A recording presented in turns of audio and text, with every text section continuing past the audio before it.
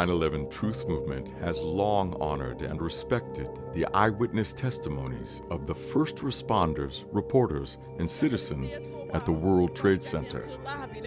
But what about the eyewitness testimony of the first responders, reporters, and citizens at the Pentagon? Almost all of us have only heard a few selected words from among the abundant witness testimonies given by those citizens describing what they saw at the Pentagon on 9/11. The Pentagon witnesses deserve the same respect that we give to the World Trade Center witnesses.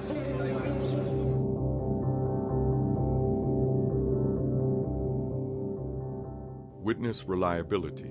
When an event is seen by multiple witnesses, the most accurate comprehension of that event is known to be found by examining the totality of collective descriptions and identifying the common threads and the recurring words that the varying testimonies share.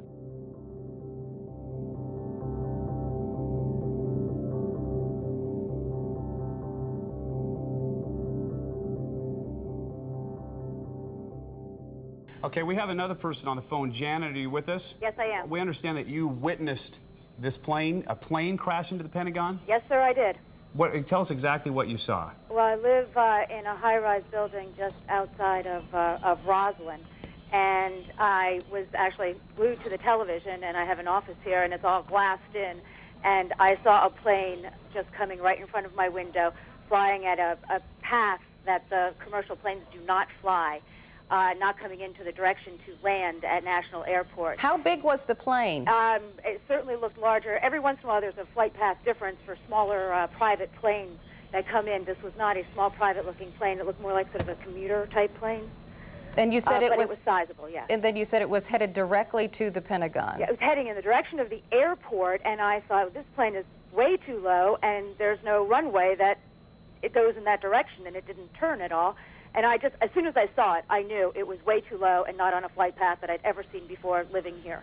Okay, and what did you hear? I couldn't hear anything from where I am. I just saw the plane just disappear out of my sight beyond the trees, and then I just saw massive billows of smoke. Pentagon, we were up there on the roof up there, and a guy yelled down that they bombed New York City. And I was just watching the White House just to see anything, if it could happen, what's going to happen. And next thing you know, from out of nowhere, you just saw a plane real low and just went straight, didn't come in from high, came in real low, and just the back end of the Pentagon just blew it up, big mushroom fire cloud. It's insane. Morning when she saw what happened. Can you tell me, you say that you saw a plane actually strike the side of the Pentagon. Tell me exactly what you saw. I saw a plane going down, big plane, commercial liner type, going down full speed and just inside the side of the Pentagon. Obviously, it was going in the Pentagon purposely. And we were driving down Columbia Pike, and it just flew right over us. As I said, full speed, and I told my husband, it's going in the Pentagon, it's going in the Pentagon, and then we heard the huge crash, saw this fireball, and flame, and smoke, and... So you actually saw the plane impact the side of the building? Yes, I did. Just one plane? Just one plane. Tell me a little bit about the size of the plane. Did you see any commercial markings, any markings at all on the plane? I didn't see any marking because it was, we just saw the underneath portion of it. So, and it just, as I said, was going full speed. So, but it was a big plane, maybe 737. My husband said 747, but I'm not positive. I don't know for sure. But it was big. Definitely the kind of plane you get on when you want to fly to LA or wherever. I have on the telephone with me Barbara, who is the wife of a friend of mine and who is an eyewitness to exactly what happened at the Pentagon. Barbara, can you hear me all right? Can you... Yes, I can hear you. Well, what exactly did you see? Let's look at the Pentagon now as you describe what exactly happened at the Pentagon this morning. As we were driving into town on 395, there was an exit. We were trying to get off the exit for the Memorial Bridge. Off to the left-hand side was a commercial plane that came in and was coming too fast and too low. And the next thing we saw was it go down below the side of the road, and we just saw the fire that came up after that. How large was the explosion? It was large. Was there sound as well? That I can't verify because the windows were up in the vehicle. Was it clear to you what had happened? Yes, definitely. So you believe it was a commercial airliner that was hitting the Pentagon? Yes. How low was the plane? When it was coming down? Yeah. It was coming down on less than a 45-degree angle and coming down toward the side of the 395. But it seemed awfully low to you? Yes, and fast. And when it came down, it just missed the 395 and went down below it, and then you saw the boom, the fire come up from it. Identify yourself and tell us what you saw. My name is Ed Hudson. I was coming to work at the Navy Annex. I was passing by Fort Myer, and I saw a large airliner-sized plane, roughly a 767-sized airliner, very deep descent, approaching the Pentagon. As I didn't actually see the impact, but I did see, hear the blast, and saw the smoke rising from the crash later. And this was, just shortly after hearing the news about the crashes at the World Trade Towers. Now, it did not look like that plane tried to avoid the Pentagon at all? No, it seemed deliberate. It was outside the normal flight patterns for a national airport. I've seen debris 20 feet from where we're standing. Have you seen debris also? I did. Describe what you've seen over there. It just seemed like parts of the landing carriage or possibly the engines. His name is Alan Wallace, and he is a civilian employee at the Pentagon. Ironically, he happens to be a firefighter who was stationed with his fire truck close to the point of impact of the plane. And he described to me exactly what the scene looked like. He looked up, he said he saw the plane about 50 feet away, screamed for his partner to run. They took off running, and Alan Wallace now takes up the narrative. At the time when I said, you mean referring to when I saw the plane, when I first saw the plane? Right. There was a flash, a horrific crunch. There was a fireball. I came down Washington Boulevard where I ended up next to a cab that was struck by one of the street lamps. Apparently that was knocked down from the aircraft as it was making its descent into the Pentagon. There was debris over the roadways, specifically where I was, Washington Boulevard. Okay, then let me go quickly to someone named Don Wright, who saw the plane crash into the Pentagon. Don, are you there in Washington? Yes, I am. Can you tell us what happened? Yes, it was about 9:35, and I was looking out our 12th floor windows at 1600 Wilson Boulevard in Roslyn, Virginia, and I watched this. It looked like a commuter plane, two-engine, come down from the south, real low, proceed right on, and crashed right into the Pentagon. Went directly into the Pentagon? That is correct. Looked like a deliberate act? A deliberate act, sir. And can you tell me what direction it came from, Don? It came from the south. And about the time I saw the plane, I watched it come in very low over the trees, and it just dipped down, came down right over 395, right into the Pentagon. Don Wright, an eyewitness to the crash at the Pentagon. We have an eyewitness, I think, to what happened here at the Pentagon. If you have a moment, Heather Cabbage bringing that person over here. Can you tell me what you saw and where you were? Well, we were on Columbia Pike where the shelter is, and all of a sudden you can hear the noise coming first, and then you can feel the shaking of the building. And we just looked up out of the window, and I saw the tail end go. What size plane? It was for me, it looked like a big size plane. It was definitely a passenger plane. And everything shook, and then all of a sudden you just heard this big explosion, and somebody said, my God, they hit the Pentagon, they hit the Pentagon. What's your name? Mark Eason. Thank you, Mark. Yes, sir. Our phone now, Mark Pettit. He was at the Pentagon. He was an eyewitness to what happened there today. Mr. Pettit, are you there? Yes, I am. Can you tell us what you saw? Yeah, I was actually sitting in traffic on Route 110 on my way to work. I work across the street. And it was an American Airlines plane that came in and hit the Pentagon. I believe it was a 737. I could be mistaken. It might have been a 707, but it was definitely a commercial plane. And about what time did this happen, Mr. Pettit? Probably about 9:35, 9:40. Right. I saw the plane coming down. It actually came up 395, and it just went over the horizon, and then it came back in front of a bridge where I was sitting, and I knew it was going to hit. I mean, I'd already heard about the World Trade Center, and the next thing you know, it was just a huge explosion, black smoke everywhere, and all you could see was just billowing black smoke everywhere. All right. Mark Pettit, we appreciate it, an eyewitness to that airplane crash at the Pentagon. I'm here with Michael Kelly, who was a witness to this attack at the Pentagon. I'm going to let him describe what he saw here, I guess about 20 minutes ago with me, Michael Kelly. First of all, let me just first describe the scene. This is the west side of the Pentagon, the heliport side off of Washington Boulevard. Were you driving or what? Yes, I was in the traffic on the 14th Street Bridge, right at the Pentagon, tied up going into town, and I heard this plane come over my head, and it was very, very low. And the next thing I know, there was this tremendous explosion as it hit the Pentagon. I looked over, and the smoke started coming up. Pieces of the plane and pieces of the Pentagon were falling onto the 14th Street, onto the Shirley Highway. Very scary. Had you known about the World Trade Center? Oh, yeah, I was listening to WTOP radio the whole time, and then this thing came right over my head, and it plowed. It was clearly a similar situation to what happened in New York.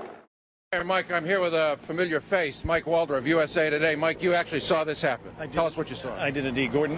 You know, like everyone else, I was listening to the radio, to the accounts of what was going on in New York. I was listening to President Bush, and we were stuck in traffic. We're coming off the exit here, and I looked up and I saw this American Airlines jet coming in very low, and I watched it, and it clipped. I don't know if you can see it over here. It clipped this pole. It slammed right into the building. Huge explosion. Now, you're sure it was an American Airlines plane?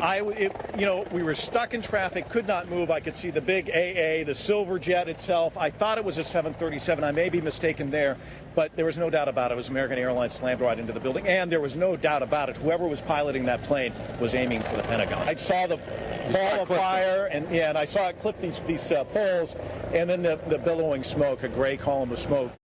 Witnesses describe seeing an enormous fireball. Then heavy black smoke rose into the sky. And I looked over to the side, and I saw this jet coming in, and it was really low. And it was an American Airlines jet. You could read the AA on the side, silver fuselage, and it kind of disappeared over this embankment here for a moment, and then huge explosion, flames flying into the air, and just chaos on the road. The plane struck a portion of the Pentagon that had recently been renovated. I'm sorry, sir, your name, please? Sean Lansdale. What'd you see, Sean? I was sitting in my bedroom back at home, and Where's that, sir? it's right in Arlington. I'm like 4 minutes away from the Pentagon. Right. And I was sitting in my living room, and my building started shaking, and I knew that no plane supposed to make my building shake. Well, when I turned around and looked up, I see this plane, and I agree with the young lady that was just speaking. It was like a 757. Jamie McIntyre. And Jamie, you got very close to where that plane went down. That's right, Judy. A while ago, I walked right up to next to the building. Firefighters were still trying to put out the blaze. The fire, by the way, is still burning in some parts of the Pentagon. And I took a look at the huge gaping hole that's in this side of the Pentagon, in an area of the Pentagon that has been recently renovated, part of a multi-billion-dollar renovation program here at the Pentagon. I could see parts of the airplane that crashed into the building, very small pieces of the plane on the heliport outside the building. The biggest piece I saw was about 3 feet long. It was silver and had been painted green and red, but I could not see any identifying markings on the plane. I also saw a large piece of shattered glass. It appeared to be a cockpit windshield or other window from the plane. You witnessed what happened at the Pentagon. What did you see? From my office, I was able to see a jet just came at a high rate of speed, and it just increased its speed as it got closer to the Pentagon, and then I just saw the big yellow ball of fire. Don, exactly where is your office? From where are you watching this? Our office is right at St. Barnabas Road in the Beltway, so I overlook the Beltway from my office. Mm-hmm. Now, we do also have somebody to talk with us who was an eyewitness to the actual crash. He was watching from Arlington, Virginia, which is a suburb over. His name is Tim Timmerman. Mr. Timmerman, are you with us right now? I sure am. You're a pilot. Tell us what you saw.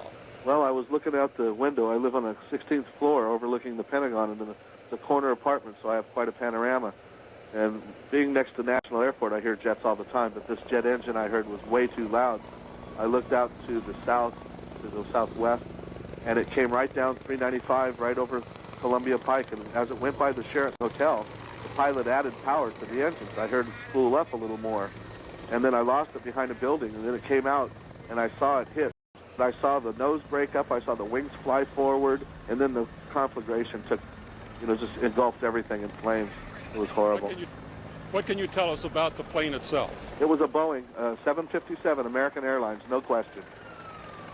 You say that it was a Boeing, and you say it was a 757 or 767. It's hard. 757. 757, yeah, which American of course Airlines. is American Airlines, one of the new generation of jets, and of right. course, it was not. It was so close to me. It was like looking out my window and looking at the helicopter. It was just right there. We were told that it was.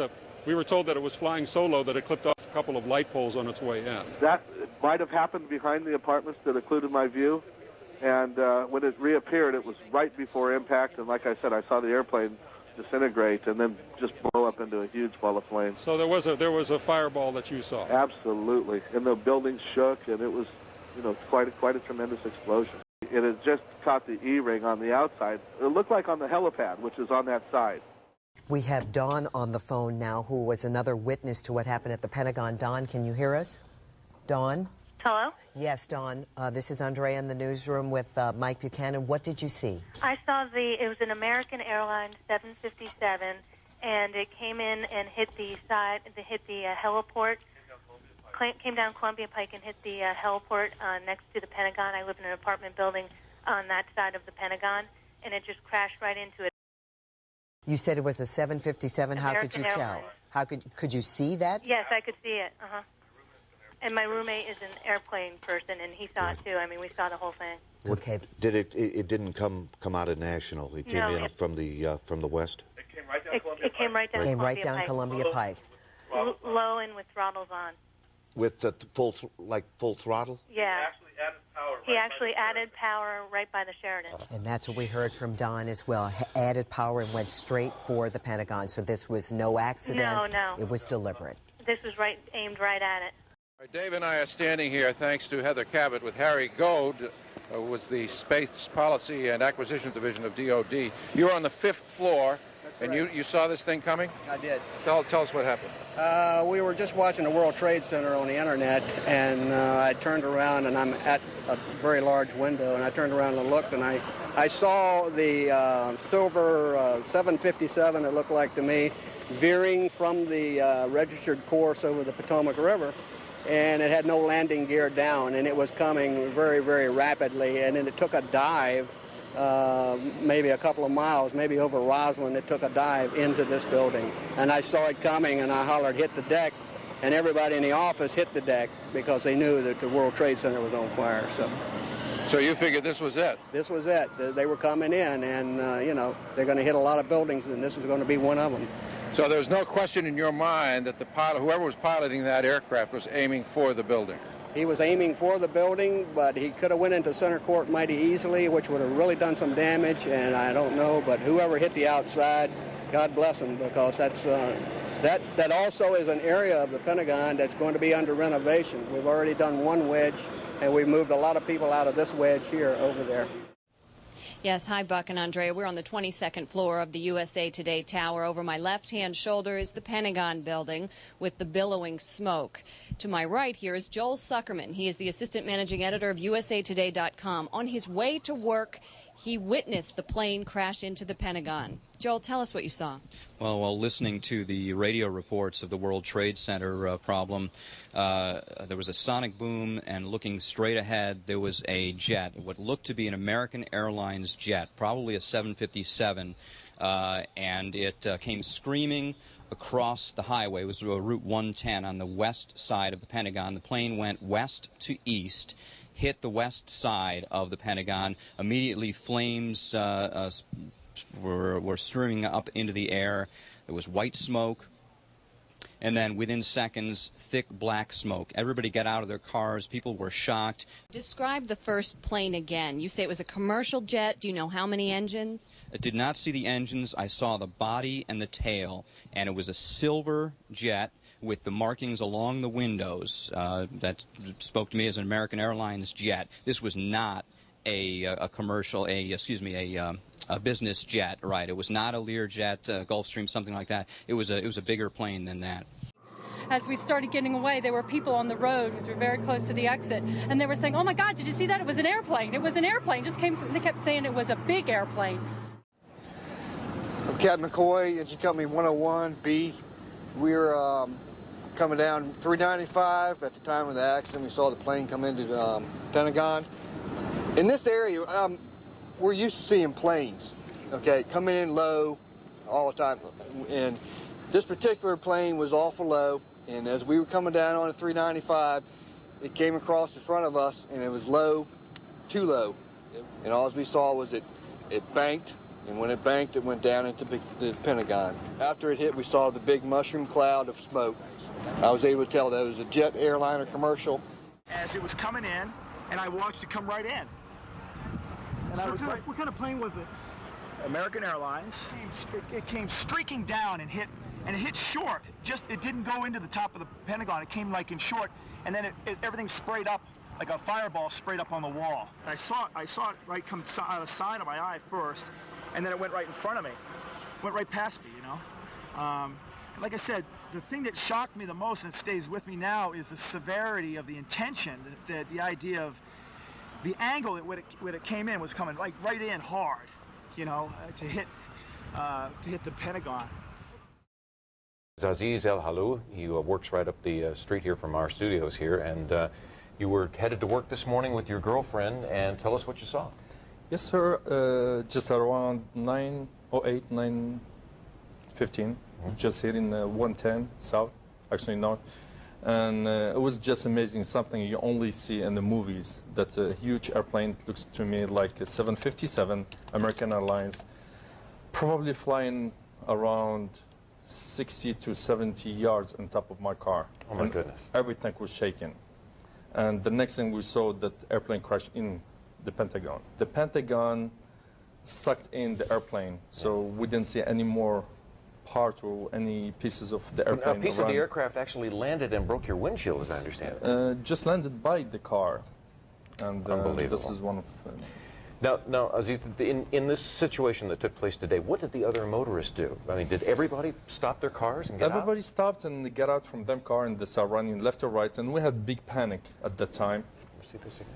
And this is it's almost macabre to have a piece of something like that in your hands, something that is a part of such a national, international, world tragedy that took place on this day. And you and so many other motorists saw this thing happen today. And most of the cars, they had the front windshield broken because of the noise of the airplane. And just the time I turned my head to the left, it seems like the pilot or the person who was in charge of the airplane put full torque or throttle to the airplane. It seemed like it was going faster as it went into it. Exactly, yeah. It was, and especially, as I mentioned to you, I do fly small airplanes occasionally. And it looked to me as someone professional, especially when you maneuver and turn the airplane, it takes you a few seconds to put the wings equally settled. But it didn't seem to you like that this wasn't a pilot who was struggling for control of the aircraft. This was someone who was heading it right in there? Exactly. That I wonder if you sense that it's going to take a long time to get over. Unfortunately, I don't. I hope they will stop it immediately and the world come up to a peace. Aziz El Halou, thank you very much. I appreciate you coming by. I saw that plane coming right at me, but he picked up a little bit, and the plane came right over top of me. I could see all the windows on the right side going by. We were in the sitting in the office, and all of a sudden we heard some rumbling. Something is kind of hitting us. Very imminent things could happen. So we look at each other, and it really the noise is unbearable. And at the last moment, my brother jumped out the office. I heard about the very big jet sound. Looks like just up to here. I just look at the outside, big black wings coming that way. And then I just running out, and then 2-3 seconds, boom! Coming in at a shallow angle like it was landing right into the side of the Pentagon. And ended up right in front of the Pentagon on Route 27, which stuck in totally standstill traffic, just sitting dead still on the highway. And basically, without warning, there was just the sensation of something coming over the top of us. It seems the plane was so low that it hit a light pole that was just on the edge of the highway, on the far side there. Before it came over the highway, it clipped this pole, which I heard ended up being knocked over and hitting a taxi, which was near my car. My name is Lloyd England. 9/11, I was driving my car on my way home. This airplane flew over top of my car. It was real close. Something, glass, a loud noise happened, and the pole came through the dashboard right through the car. I stopped the car in the middle of the street. It didn't stop straight, it stopped at an angle. Over 180 witnesses are on record describing what they saw at the Pentagon on the morning of 9/11. 127 witnesses said they saw a large plane. 7 witnesses identified the plane they saw as a Boeing 757. 26 witnesses identified the plane they saw as an American Airlines plane. 63 witnesses saw the plane impact the Pentagon.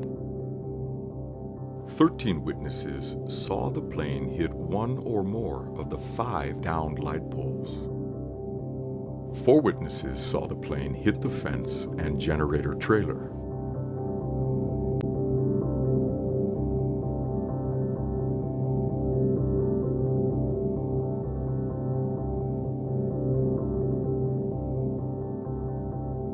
Pentagon witnesses deserve the same respect that we give to the World Trade Center witnesses.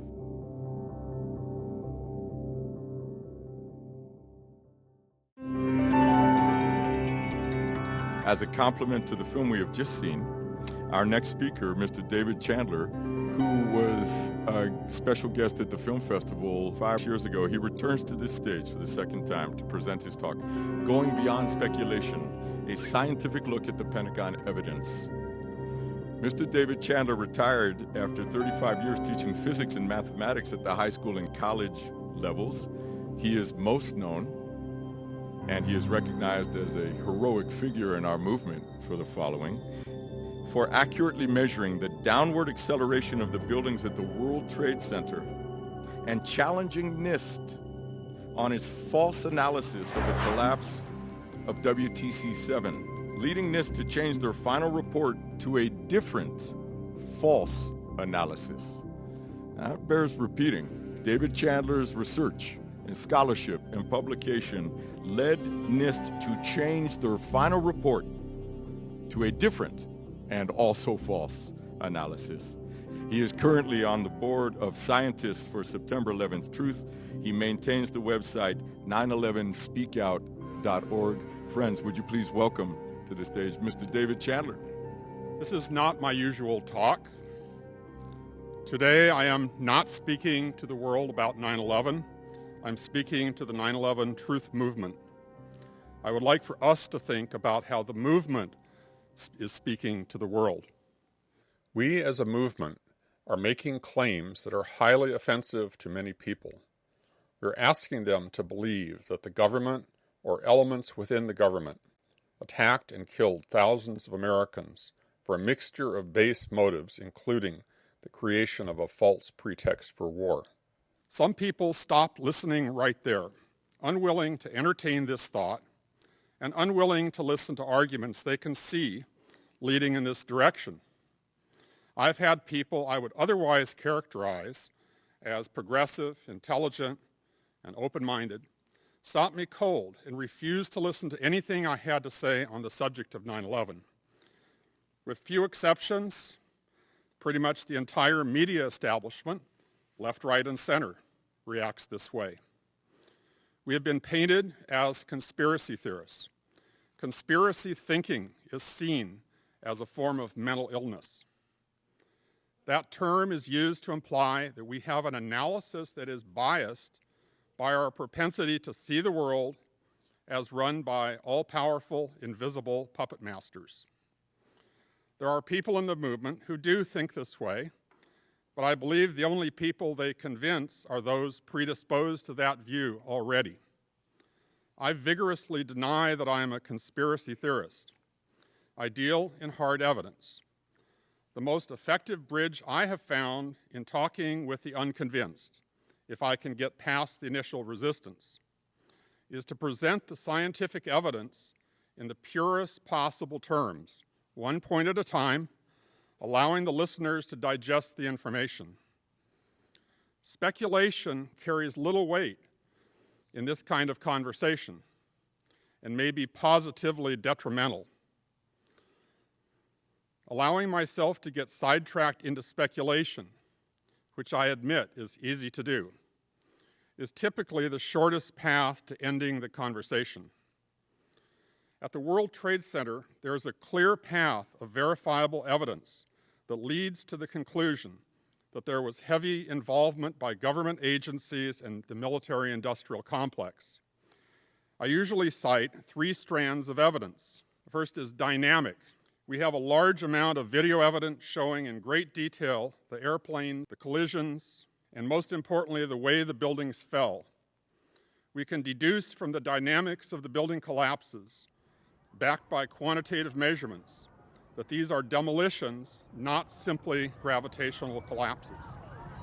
The constant downward acceleration of the North Tower.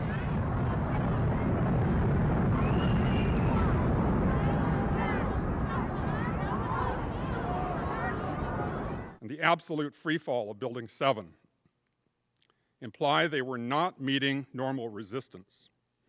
The buildings were falling into a void created by explosives. Explosives can be seen at work very directly in the squibs that occurred far below the collapse front and in secondary explosions directly visible among the falling fragments. The second point is thermodynamic. There is overwhelming evidence that temperatures were reached during the collapses and in the rubble pile that exceed the maximum temperature of office fires and jet fuel fires by over 1,000 degrees Fahrenheit. This evidence includes molten metal with the color temperature of molten iron that can be seen pouring from the South Tower moments before onset of collapse. The ample eyewitness testimony to high temperatures and molten steel in the rubble pile, as observed and described by the first responders, and the billions of tiny iron spheres that constituted a significant percentage of the dust that covered Manhattan.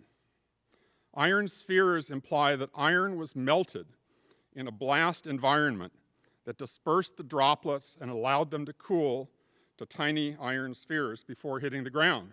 The third line of evidence is chemical, and that's the nanothermite that was found in the dust.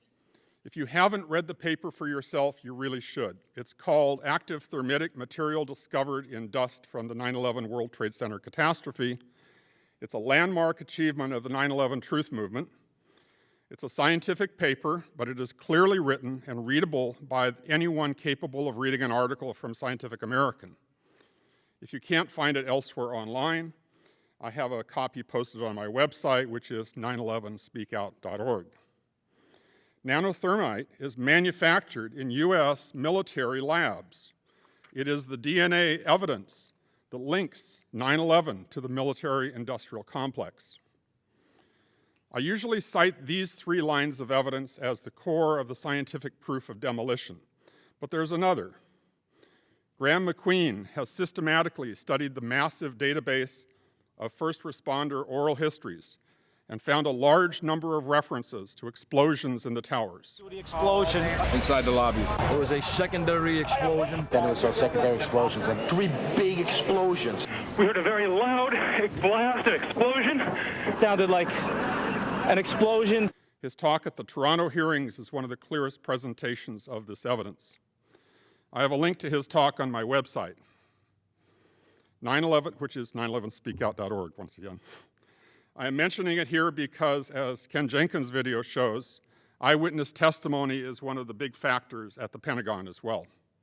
Individual eyewitness testimony is subject to distortion, but the cumulative weight of independent eyewitness testimony of large numbers of people tends to have high validity, and importantly, it has a long history of being recognized as valid by the courts.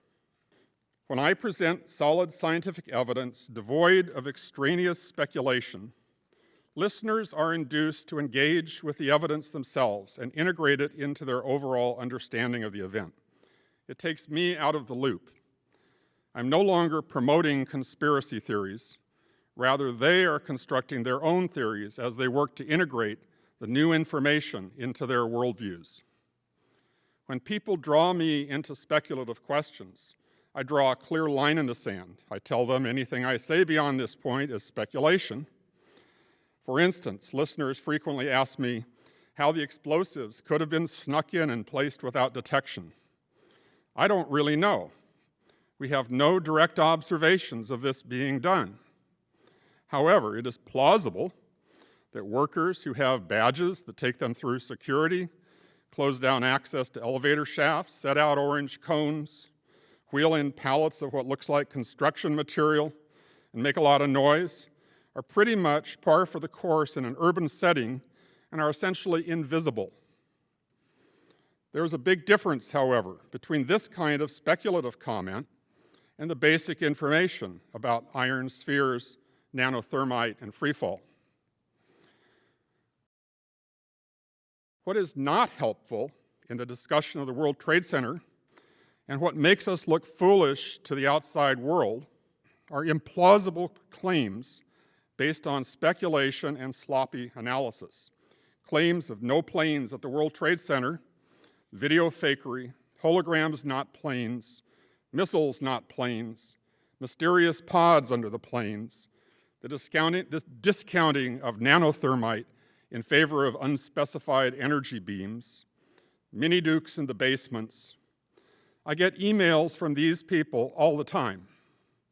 As recently as a week ago, I went 2 rounds of email with a no-planer who claimed a plane image was photoshopped into a rerun image which wasn't there in the live footage.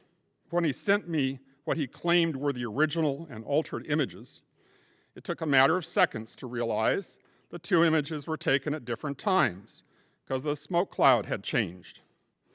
I sometimes respond for a round or 2, but they typically are impervious to a fact-based discussion, so I set them aside and move on.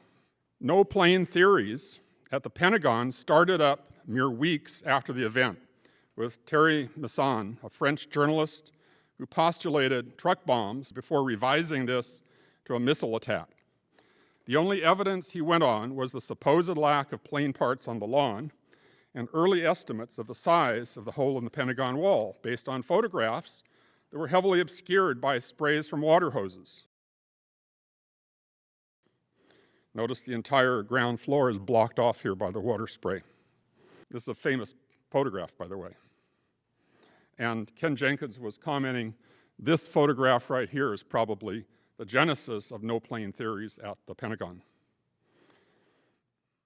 Jim Hoffman and his 9/11 research site has mirrored the work of an anonymous blogger who constructed a mosaic of the damage at the Pentagon wall based on multiple photographs, each of which showed part of the damage.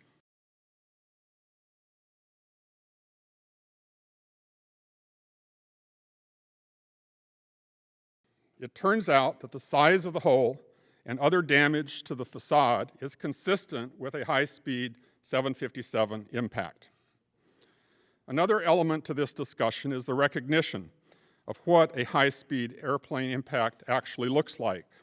In 1988, Sandia National Laboratories put an F-4 Phantom jet on a rocket sled and crashed it into a 10-foot thick reinforced concrete barrier to test the safety of nuclear energy facilities.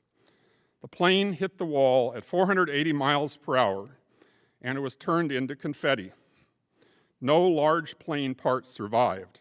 This is not the concrete you see billowing out, it's the plane. Only a few millimeters of this concrete, this reinforced stuff, got destroyed. The planes that hit the Twin Towers and the Pentagon were traveling even faster. A large plane at the same speed as this Phantom jet would have the same amount of kinetic energy per kilogram. All of that energy would have to be dissipated to bring the plane to rest. If the Pentagon plane had hit an impermeable wall, we would have witnessed a rerun of the Phantom jet experiment. However, the wall gave way, so the heavy parts of the plane went in, and a majority of the kinetic energy was dissipated, tearing up the inside of the building. The wingtips and tail that were blocked by the wall were, as in the Phantom experiment, turned to confetti, leaving only small debris on the lawn. That is the fundamental flaw in the Hunt the Boeing websites. The no-plane frenzy was fed by the short sequence of frames from surveillance cameras at the Pentagon. There was the entrance into the frame of something fuzzy with a trail of smoke, and then a blast. The smoke trail fueled speculation that it was a missile. Jets don't leave smoke trails, missiles do. These frames don't prove a 757 impact because we can't see the object clearly. But the question here is, can these frames rule out a 757? Careful modeling of the motion of the plane turns out to present a picture consistent with the location and size of the fuzzy object. And the smoke trail can plausibly be attributed to something being ingested by one of the engines. The maker of this animation suggests that it could be a globe from one of the struck light poles. There are other possibilities that I'll mention later.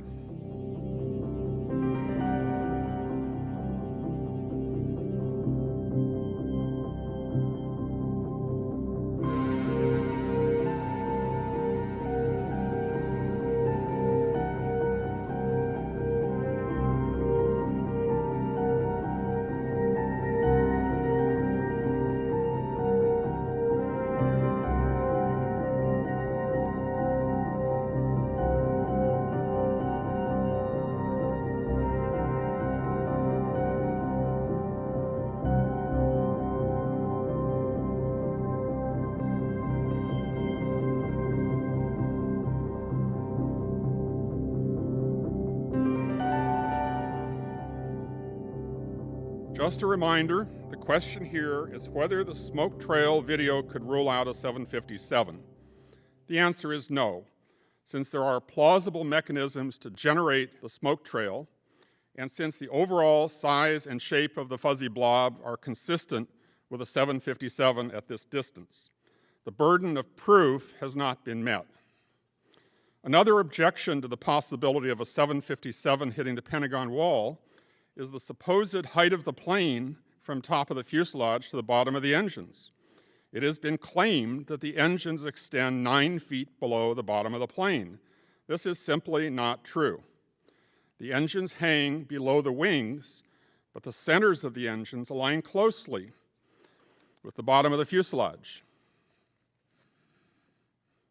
The geometry works out just fine for a 757 to clear the lawn and still enter the Pentagon, consistent with the damage pattern.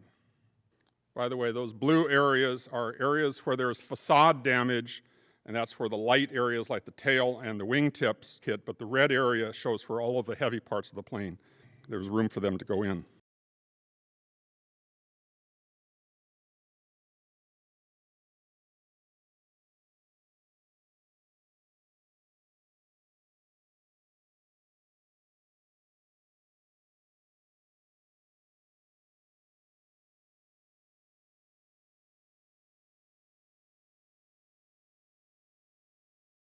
Early photographs show relatively little debris on the lawn.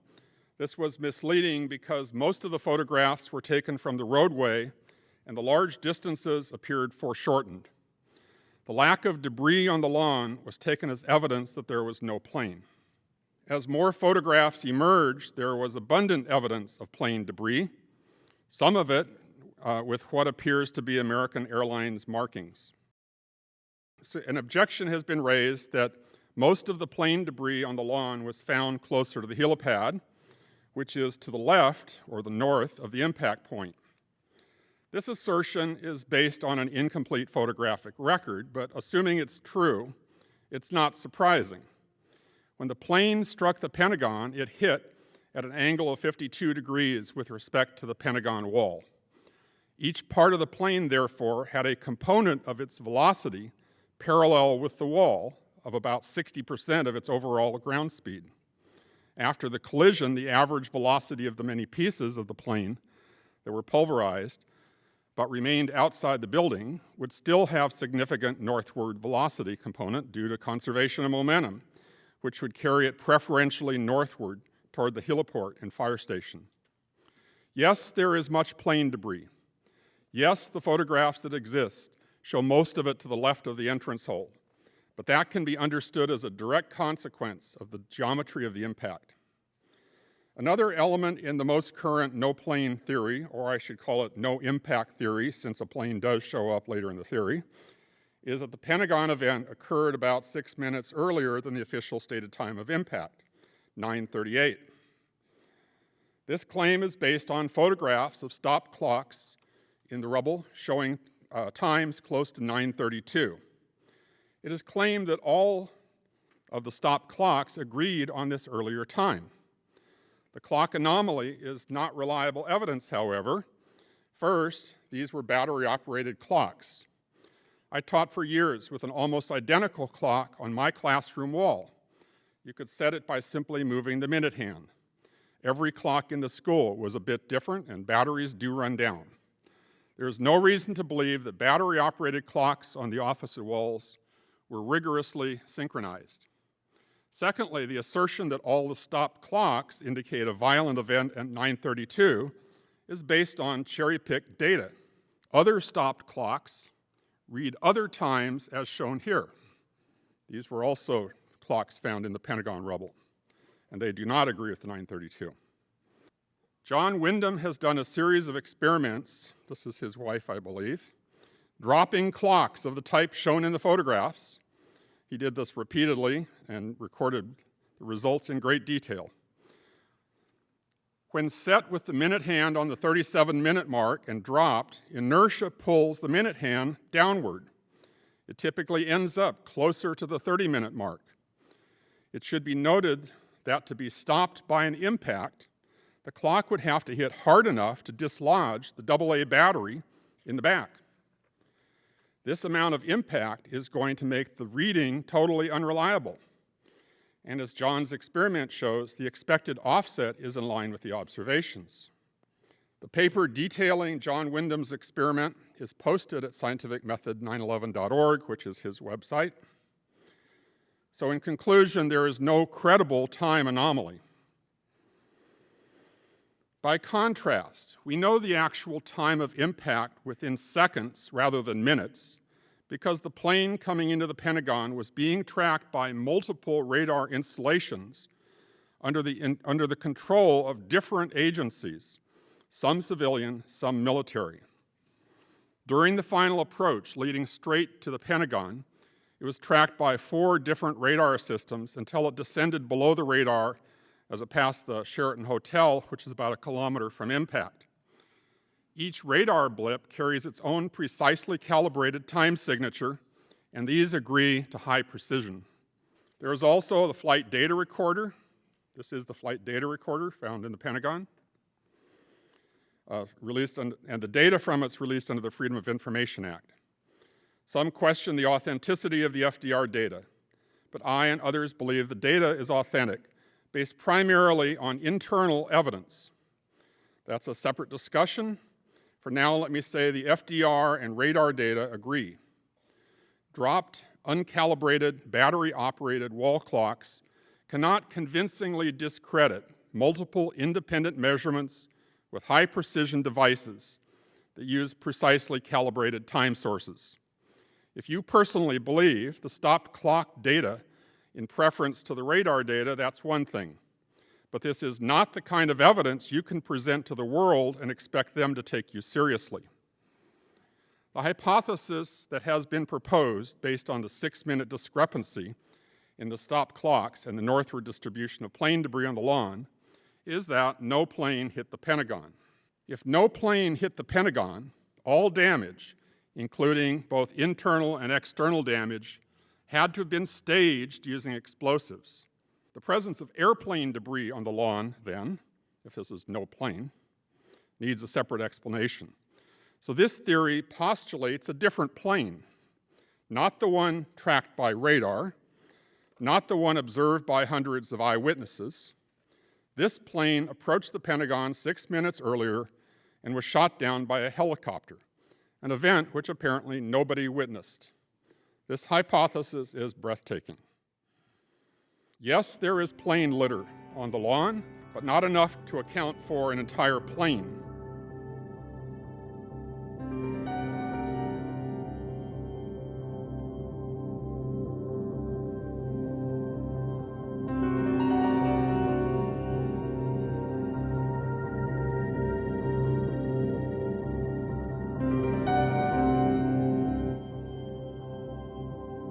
vast majority of the plane debris from the actual plane went inside the Pentagon.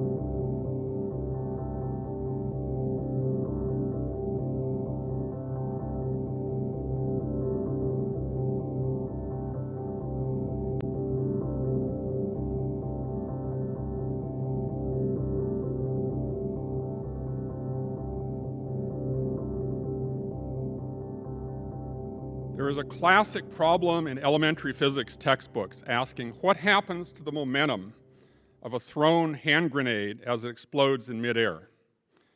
The answer is the total momentum of the fragments equals the momentum of the hand grenade before the explosion.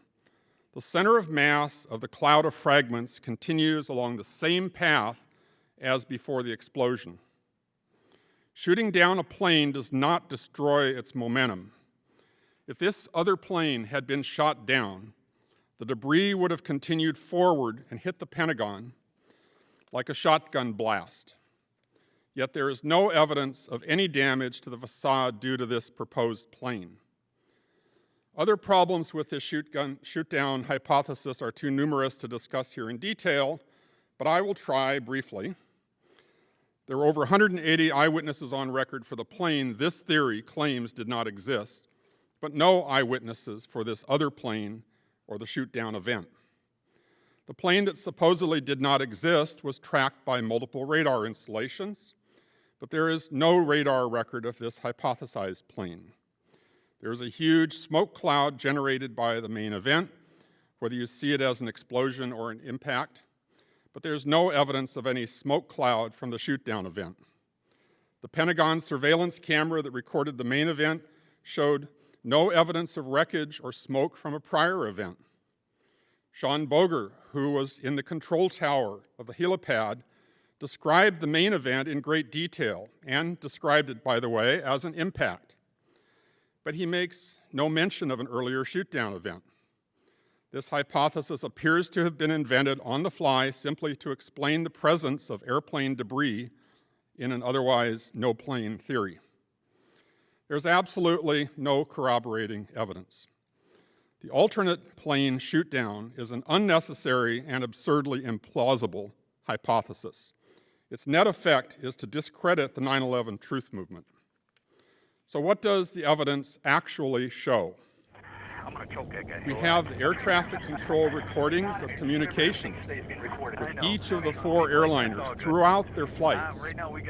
These were released under the Freedom of Information Act in 2011. They're available.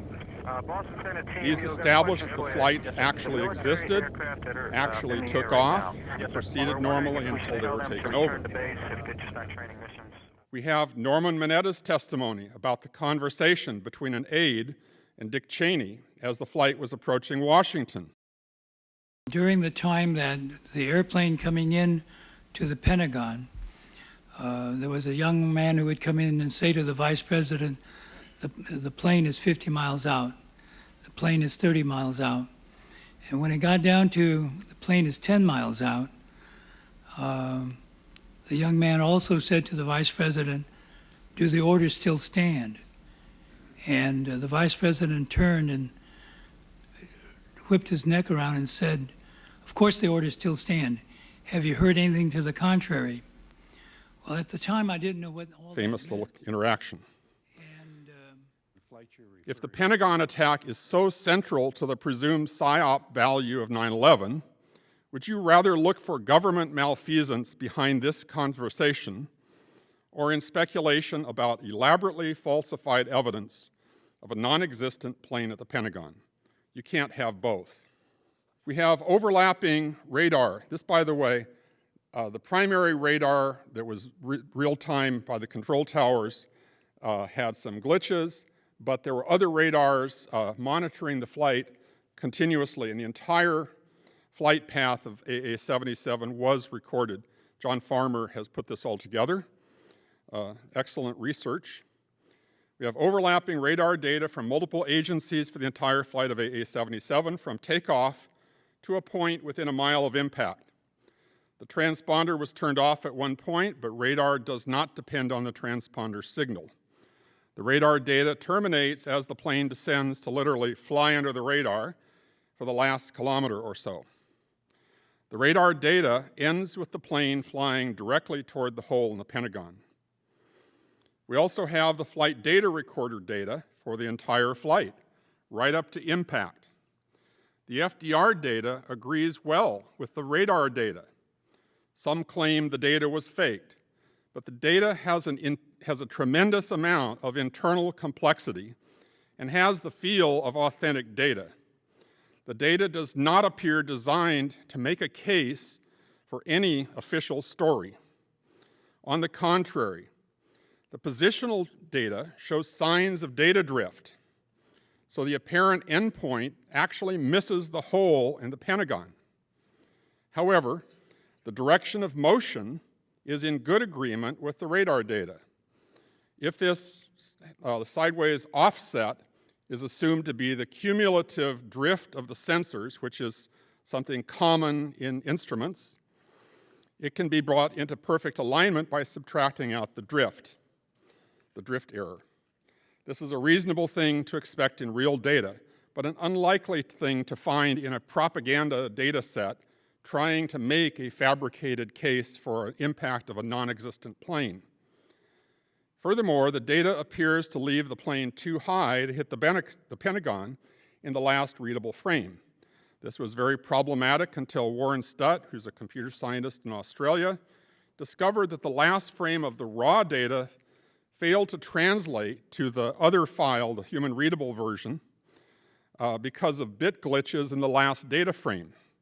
When those glitches were patched, the last frame became readable, and the corrected path led directly to the impact point. This situation also speaks to what one might expect of real data, but which would be counterproductive to build into a propaganda data set. Why would a propaganda data set be elaborately constructed to contain systematic errors and glitches that point away from the intended message? My conclusion is the data is authentic, partially for these reasons and partially because it agrees with all the other sources of data. I see no compelling reason to throw it out. You can read the paper on the decoding of the FDR by Frank Legg and Warren Stutt at the Journal of 9/11 Studies.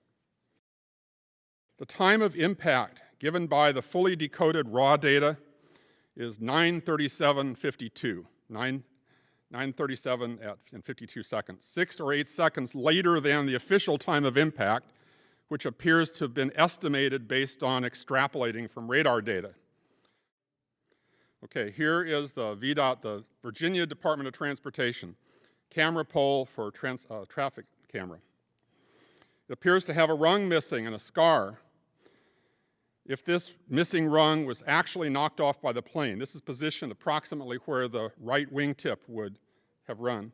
If the missing rung was actually knocked off by the plane, it would locate the position of the plane precisely to within a few inches. A fraction of a second later, you can see up at the top right where the rung is missing, and then notice the top of that tree. Okay? So a fraction of a second later, the starboard engine appears to have cut a circular notch out of the top of the foliage of a tree standing beside the roadway. These events have lower certainty than the following events, but they are consistent with these other events. If the starboard engine actually clipped and ingested the foliage from the top of the tree, it could account for the smoke cloud seen in the Pentagon security camera video. I was curious whether the engine could actually clip the tree or if the tree would just bend out of the way. So my colleague John Cole, who has a heavy tractor mower, calculated the speed of the blade. The power takeoff rotates at 540 RPM. Based on the gear ratio and the length of the blade, he calculated the tip of the blade moves at about 175 miles per hour. Even with a dull blade, it will easily trim brush. The Pentagon plane was moving at about 550 miles per hour in the last seconds. It was accelerating as it went into the Pentagon. So despite the relatively dull edge of the engine wall, it would trim foliage at least as easily as the mower. Immediately after trimming the tree, the plane impacted the light pole that pierced the windshield of a taxi driven by Lloyd England, nearly killing him and causing his taxi to swerve and stop traffic.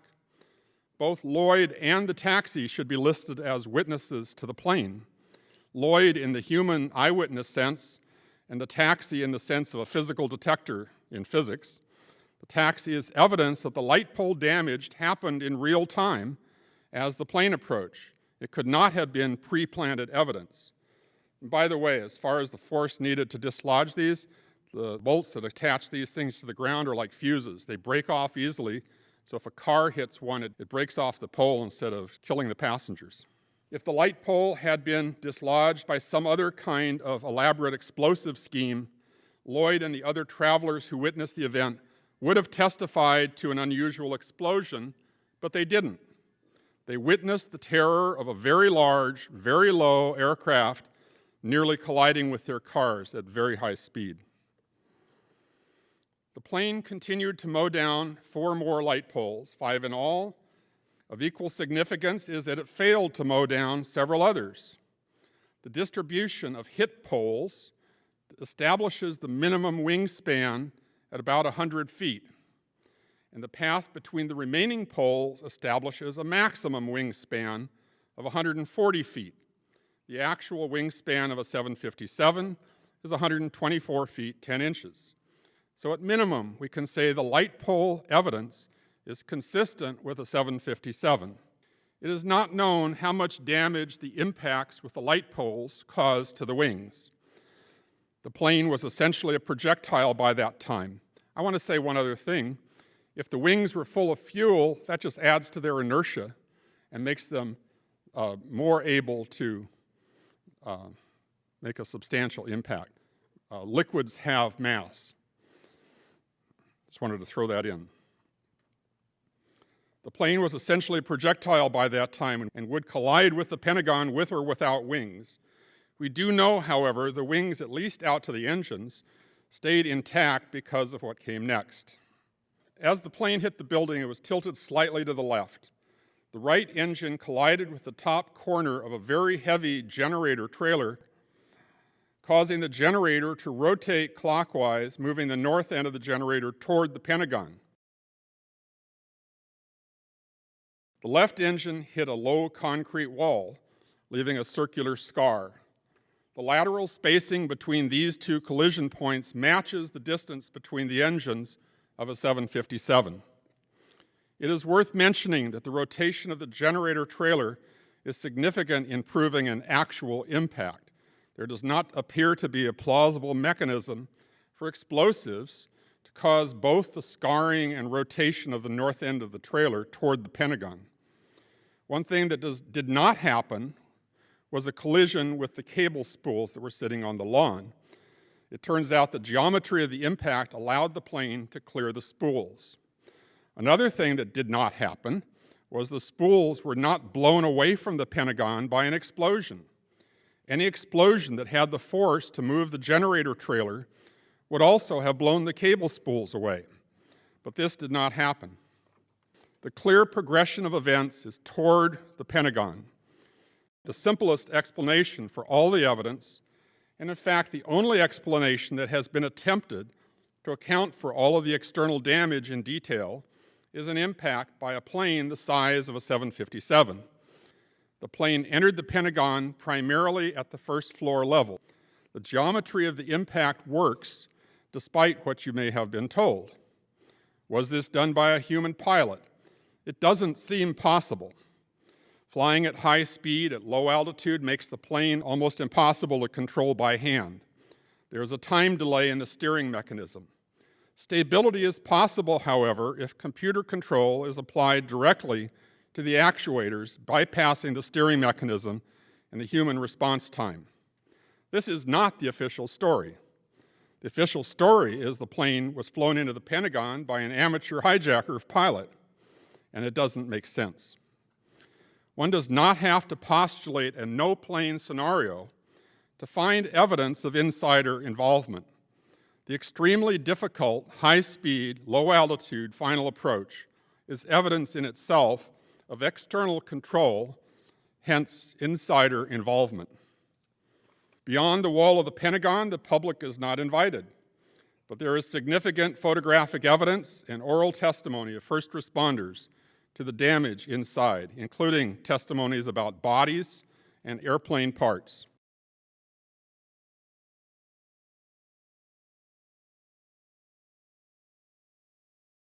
The damage does not resemble an explosion. Columns are bowed and abraded, showing evidence of a flow of material in line with the flight path.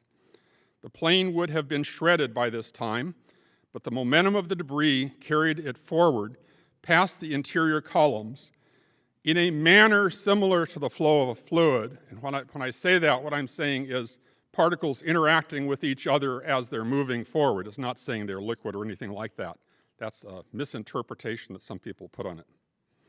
The flow of material broke through the C-ring and dumped debris, including a tire and other airplane parts, into the alley between the B and C rings.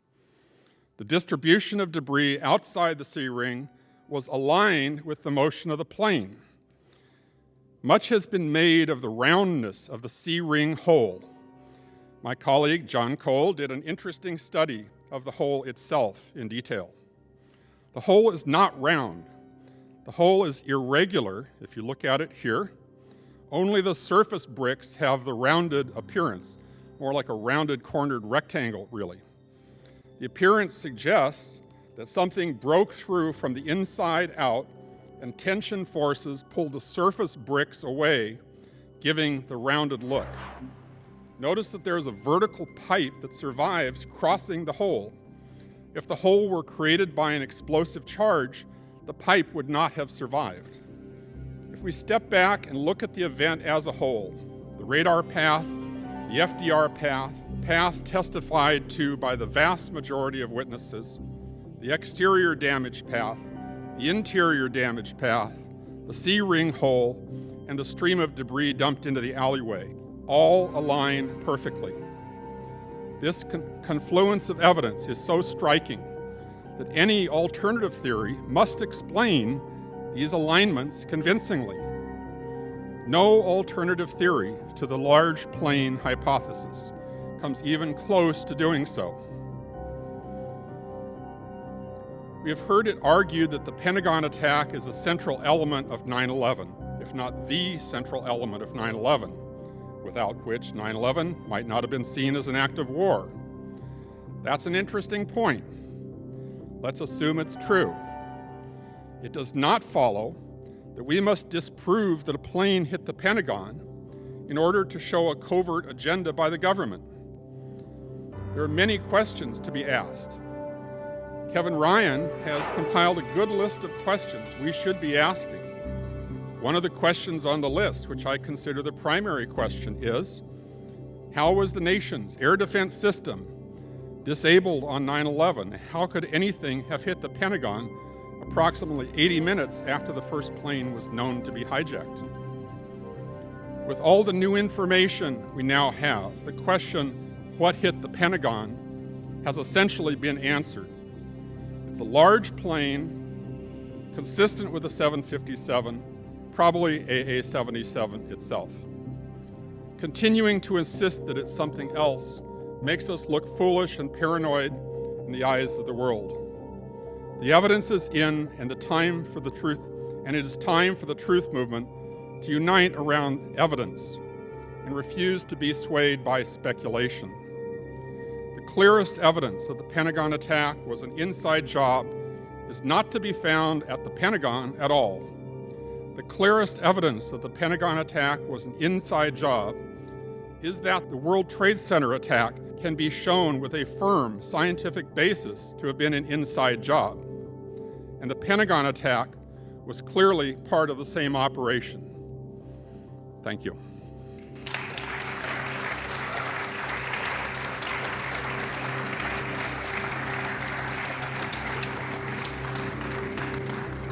I'm early.